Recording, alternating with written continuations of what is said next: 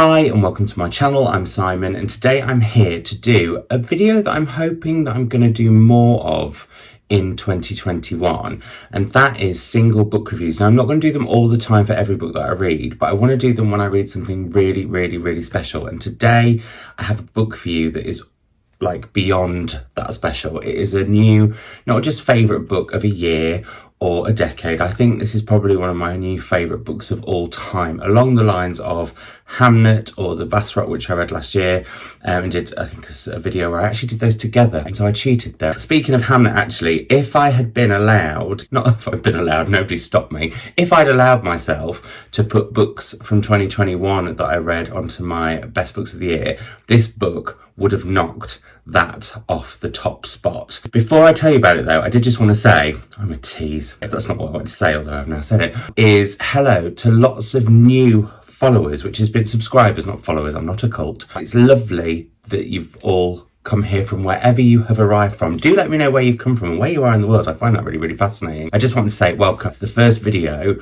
bar the live I did yesterday with Tom, where we announced our winter book hibernation prompts and everything, which I'll link down below, that I've filmed in 2021. So it's the first time I've ever said that. So I'm going to say Happy New Year again, because all I'm going to say is it's not started off brilliantly, but just think 2020 was a year unlike any other. I know that's been said a lot. Something like that is going to leave a hell of a hangover. And I think we just need to get through the groggy bit and then we'll be fine. Anyway, on to this book, which has become one of my all-time favourite books. And like I said, would have knocked Hamnet off the #1 spot if I'd included books for 2021 in 2020. Yeah, 2020. And it is The Prophets by Robert Jones Jr. And I've not just read this once, I've read this twice. And it is just such an incredible, magical, hopeful, heartbreaking, unflinching, heartwarming, everything thing book. And it's really hard when I do single book reviews. I kind of, because I've not studied literature and I'm not an academic, I don't know what people really want. I'm guessing you're just going to want what I feel about the book, which is all those things I've just said, but also that this book, it was such an unexpected read for me, and it really caught me off guard. And the first time reading it was very much like some sort of, not out of body experience, but I literally could not stop reading it, no matter how dark it got, which it does at points, no matter how hard some of the subject matter was. It kind of is one of those rare books that binds to your brain, your heart and your emotions and haunts you afterwards. That's how I feel about this book. So what's it about, as we're almost 3 minutes 30 in? This is all about Isaiah and Samuel, who are slaves on a plantation, and they are in love in a time before homosexuality was labelled as such, or a time where queerness was labelled as such. And as the book starts, at a point where we experience how much they love each other, this unspoken love that they have, and unspoken stuff is kind of a big thing in this book.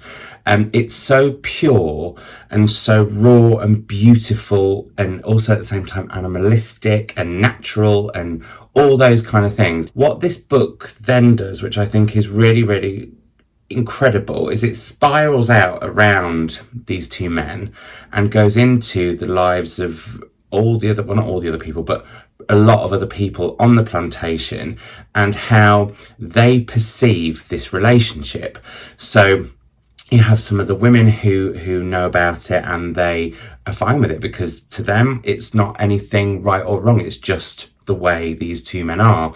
But then you also have the people who question it and belittle it. And what Robert Jones Jr. does with this book is so powerful, because he looks at what would cause people to see love in just its pure natural form as a bad thing, but also how, not just that they might, just because that's the way they are programmed brain-wise, that's not a very good academic word, is it? No. But also how their situation and the situation they find themselves in and things they might be doing to help other people or to try and save other people from things can cause people to therefore, by proxy, put negative things on something else if they think it's going to save someone else. That is particularly apparent in the case of a character called Amos, who could kind of be seen as the villain, But Robert Jones Jr. is way too, I don't want to say clever because that sounds like I'm being really patronising, but he's just way more worldly than that, and creates this character who you understand where their negative, malicious, harmful thoughts come from because of what they're enduring and because of what they're trying to say with someone else, which I feel like I've said twice now. When we hear the narration from the women, some of the women there, it's also a time before feminism, and when men just full stop, be they black or white, be they slaves or be they not, are not a positive thing. And that's looked at in a really interesting, unusual way. This book, I think, looks at the slave narrative. Not that I've read every book about that, obviously, but you can tell Robert Jones Jr. has this book came from him getting whispers. He felt like there were whispers of ancestors from the past who wanted to tell a story that hadn't been told, because, as he writes in a letter at the start of the book, queerness in black history just isn't there. It's silence. It just isn't mentioned, particularly when the further back you go, and actually even in today's society, to be black and queer is still, it has some huge bigotry around it. I mean, being queer still does, but you know what I mean. And so he looked at that because, you know, he thought, well, there must be cases of people being queer in the whole of history, and so off he went and researched. And the research never shows. It's just that the book is built so fully formed in all of its glory, all of its grit, that it's just, honestly, it's really, the atmosphere in here is astonishing, as well as the characters, and every voice is different. It doesn't matter how much you flit around, you always know who you're with, and you always sit within them. And it genuinely, and we'll come to choral voices in a bit, it felt like, as I was reading it, Robert had been channeled by the past and history, and it was therefore channeling through me.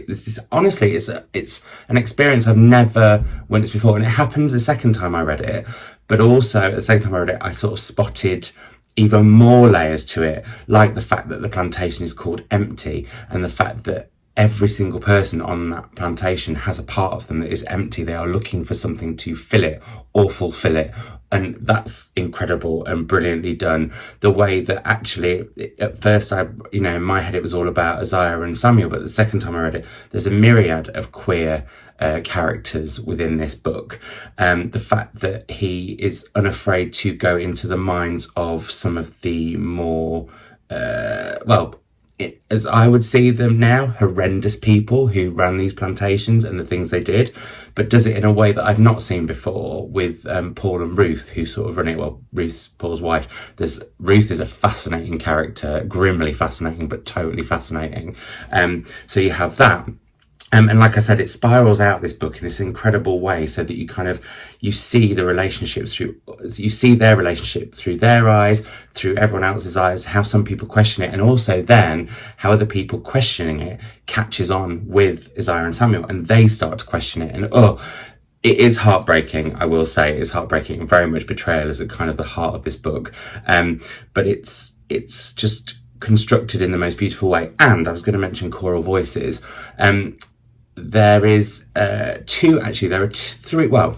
three ways in which this story is told. There's the Isaiah and Samuel story, which actually starts from, I think, the second or third chapter. The first one is told through these choral voices of kind of, it says the judges at the beginning, and they speak in a choral voice, and it's very much the ancestors who are looking at this relationship as it blossoms with no... they're not putting anything morally on it. They're not saying it's good or bad. You know what I mean? It just is what it is.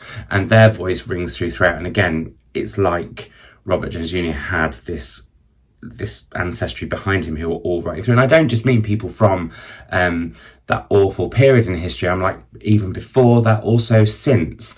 You can see that, from the works that I've read by James Baldwin and Toni Morrison, you can see the, what's the word I want to say?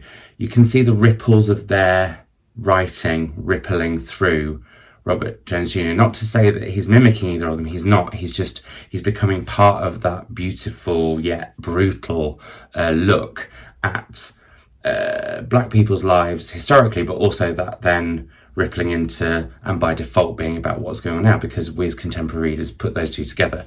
Anyway, he from the off, Robert Jones Jr. really plays with your expectation. This book really does that, or not even your expectations, maybe your assumptions or your understanding. Never in a academic way, or never in a way that it's always in this kind of, have you thought about this kind of way, just a gentle question within the text. So for example, in the very beginning it says, innocence we have discovered is the most serious atrocity of all. It's what separates the living from the dead. That is on page 2, and that comes from, like I said, this choral voices that are watching over, who they say judges, but there's an irony to that as well. Honestly, so many layers, so much going on, as well as it just on a basic level, like when I read it first, being this completely all-consuming, haunting tale that did not leave me after I finished reading it. The other strand on top of the main story at the time, and then you have, like I said, this core voices, is of an African tribe. And speaking to Robert, some of the stuff that you learn there, I was like, this can't be real. Like, is this like mythological? What's going on here? But actually, it's all based on truth, and that blew my mind as well, because there's so many facts that are so, like, our modern brains are told people didn't think that way in the past. They can't have, because it was the past and people didn't think like we do now because we're so contemporary, and well, clearly we're not, with everything going on in the world with it, but and certainly not accepting, but like, we've moved on a long way. But actually, if you go back, so far back, everything's just pure and it is what it is, and there's no judgment on it, people just are. But also the perceptions of what people expected in the past was very different from now. There are lots of Bible references in, like, I think pretty much every character is a character from the Bible's name, but having not been like brought up on the Bible, I didn't spot those bits, so I think there'll be another level, like if you have. There's so much in here, and I can't, like, I'm a big fan of debut novels. I would never want to say, like, oh, I can't believe a debut novel is this good, but I bloody well can't believe a debut novel is this good. It's just so beautifully crafted. And the other thing that I wanted to say, and I think this is the one example that I can give you before I round up, because I've talked about this way longer than I thought I even could. He doesn't rewrite history for people then. He very much gives voice to those who could not speak up, or were not given a voice, or who didn't understand what they had to say, because, like I said, it was a time before homosexuality was labelled. So how could you understand a label that didn't exist on yourself? Does that make sense? He certainly doesn't rewrite things. And like I said, some of it is so hard to read. Like, some of the things that happen to the slaves, some things they do to each other, is all very, very difficult to read. But that unflinching nature of the book is necessary, I think, and really, really important. But there is a place, and this is based on fact, within Empty, the plantation, called the fucking room. And this is where people are forced to have sex because they need slaves for the future. It's such a horrific idea, because essentially it is both men raping women but also doing it against their will. It's just, and what Robert does with that space, which I think is reflective of the whole book, and this happens quite early on, so I'm not spoiling it for anyone, is within that room there are certain relationships that are built. And also, actually, that becomes a very pivotal part of the book in terms of carrying on creating more and more slaves, and whether Isaiah and Samuel can do it. I shall say no more. But within that space, there are some beautiful relationships built. Some that are unspoken are all just about the small, tiny little acts of kindness, the flickers and glimmers of love, not just of sexual love or romantic love, but of the love of friends. And this book actually, I think, overall looks at how people will love despite everything. It doesn't mean love's going to go the way they want it to. It doesn't mean it should go the way that everybody wants it to. But love is just a thing that will be within us all, even the most, well, maybe not the most wicked of souls, because there's a couple of people in this book that I don't think feel love. But anyway, it is astounding. I've talked about it a lot now. I mean, I've talked about it on social media for quite a while, ever since I first read it last year. Me and Robert are hoping to do a Zoom or something soon, which I would like to know if you would like me to put on this channel. It'll be me and him chatting through the book. I did about whether it's something I could do, or I could get you guys to come if you wanted to. I don't know how to do that with Zoom, but I could look into it, because I think that would be fun. I've never done like a live Zoom event that you could all attend and then I could put on the channel afterwards. But please, please, please get your mitts on this book. I don't want to overhype it. Read it when the time is right. It might not be right now, because it's a book that takes you on a serious emotional journey here, there and everywhere. But I honestly just think this is such a powerful, phenomenal book, and I just love it. And that's all I can really say. It's one of my now all-time favourite books of all time. Let me know if you've read it in the comments down below and what you thought of it. Let me know if you're looking forward to it, if it was on your periphery before, is it now on your periphery? Like I said, if you're new, let me know where you've come from, like how you found me, but also where in the world you are. And let me know what a recent absolute all-time favourite, straight into your top 20 or top 10 book is for you. I would love to know. And I will speak to you. Well, I'll be back on Sunday with a vlog. I said they're going to be Saturdays. Changed my mind. I've talked for nearly 90 minutes about one book. I've never done that before. Did you enjoy it? Did you not? Is this something you'd like to see more of? Let me know that too. Let me know all of the things, frankly. I'll speak to you all soon. Bye!